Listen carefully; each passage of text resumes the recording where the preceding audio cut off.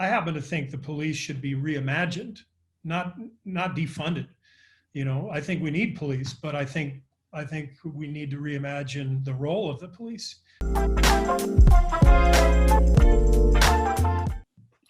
Well, I've always thought that sports was one of the ways that actually kind of happens, right? That's Yeah, the beauty.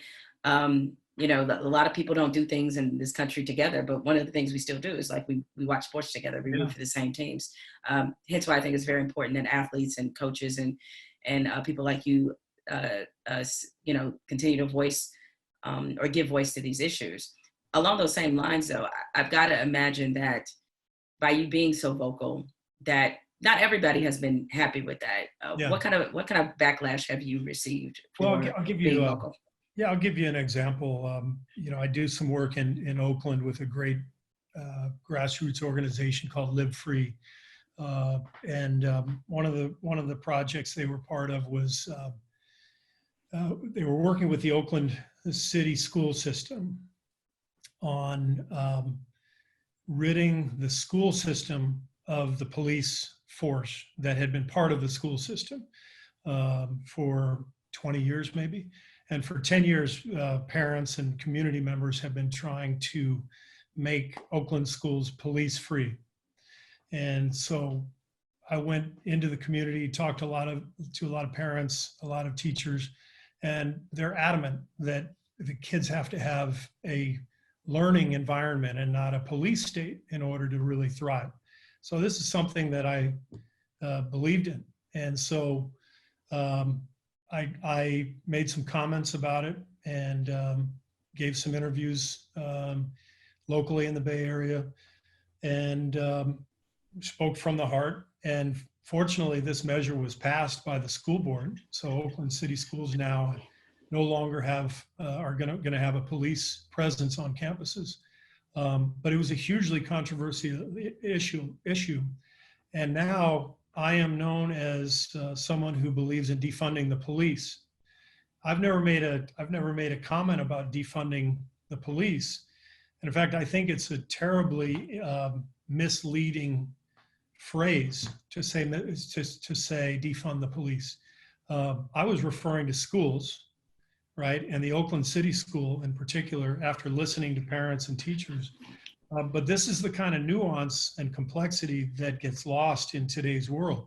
So I'm taking all kinds of shit right now for, being the guy who wants to defund the police. I happen to think the police should be reimagined, not defunded. I think we need police, but I think we need to reimagine the role of the police.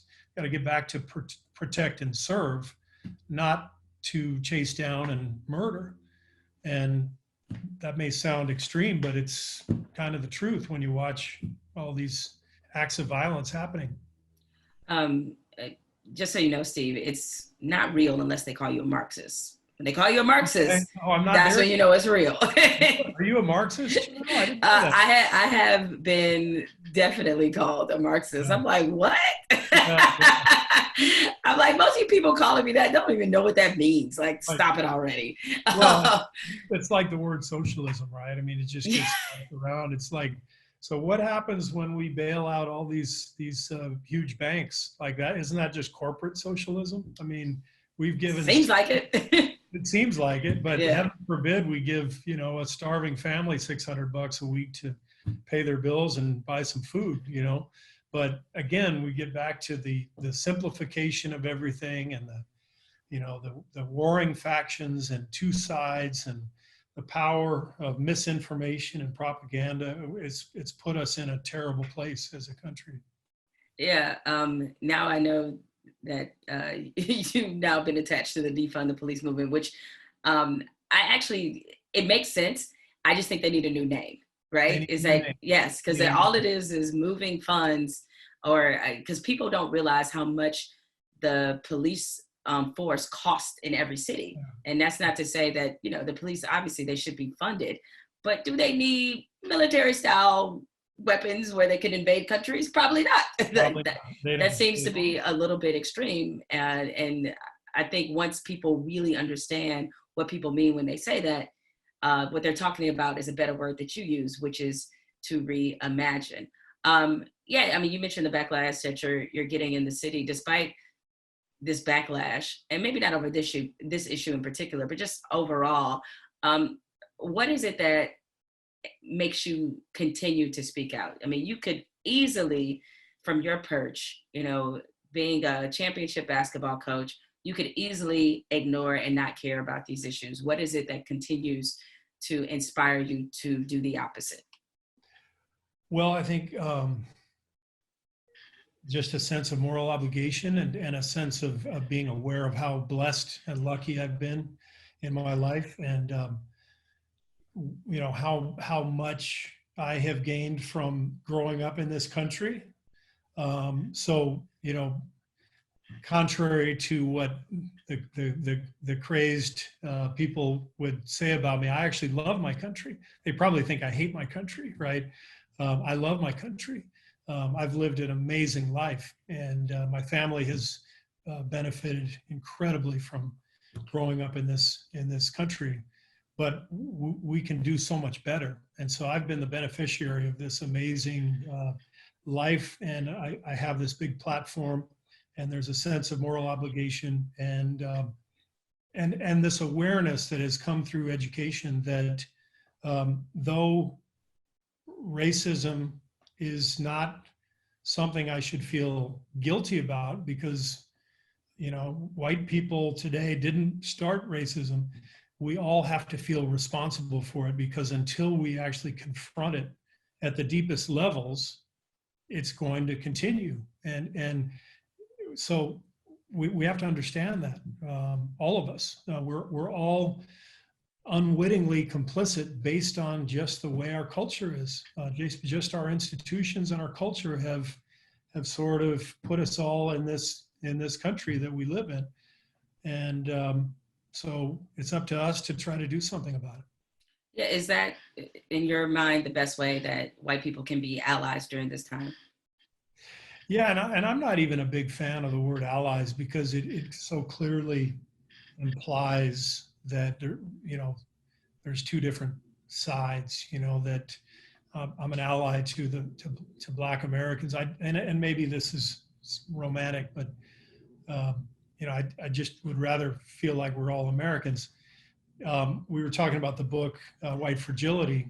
Robin DiAngelo. One of the things she wrote about was Black History Month. The mere fact that we have Black History Month, it clearly implies that everything else that happens is just history, which implies that it's white history, right?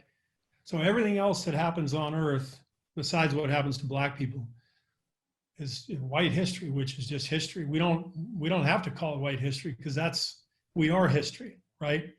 And so she writes in her book that she's all for celebrating Black History Month, but just the mere presence of it is proof that we look at Black Americans as separate from our own history. And maybe the thing that she wrote that will stick with me forever, she said, for example,